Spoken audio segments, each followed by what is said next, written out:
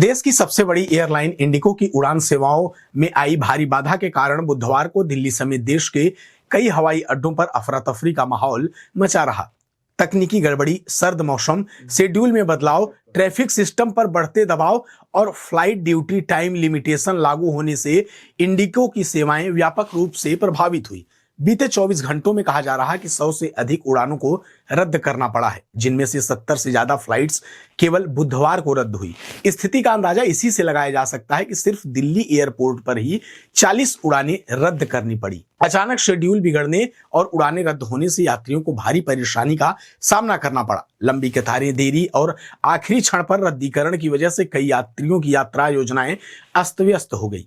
Indigo ने बयान जारी कर कहा कि वे स्थिति को सामान्य करने के लिए प्रयासरत हैं और जल्द से जल्द सेवाएं बहाल करने की कोशिश की जा रही है। बात दूसरी खबर की करें तो वो संचार साथी ऐप से जुड़ी है, जिसको लेकर खूब घमासान मचा हुआ है। अब उसे केंद्र सरकार ने ऐप की अनिवार्य प्री इंस्टॉलेशन व्यवस्था को वापस ले लिया है। विपक्ष की ओर से उठे कड़े विरोध और निजता को लेकर उठी चिंताओं के बाद संचार मंत्रालय ने 28 नवंबर को जारी अपने आदेश को वापस ले लिया। सरकार के इस फैसले का अर्थ है कि किसी भी नए फोन में अब संचार साथी ऐप प्री इंस्टॉल नहीं होगा। उपयोगकर्ता अपनी इच्छा से ऐप को इंस्टॉल या अनइंस्टॉल कर सकेंगे। संचार मंत्रालय ने अपने बयान में कहा कि ऐप को मूल रूप से साइबर सुरक्षा को मजबूत करने के उद्देश्य से विकसित किया गया था, जिसका मकसद था कि उपयोगकर्ताओं को साइबर खतरों से बचाने के लिए एक सक्रिय टूल प्रदान किया जाए और साइबर अपराधियों की गतिविधियों की सूचना देने में जनता की भागीदारी बढ़ाई जा सके। सरकार के अनुसार संचार साथी ऐप रोजाना करीब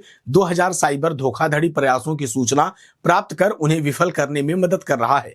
मंत्रालय ने यह भी स्पष्ट किया कि उपयोगकर्ता अपनी सुविधा के अनुसार से ऐप को कभी भी हटाने के लिए स्वतंत्र है।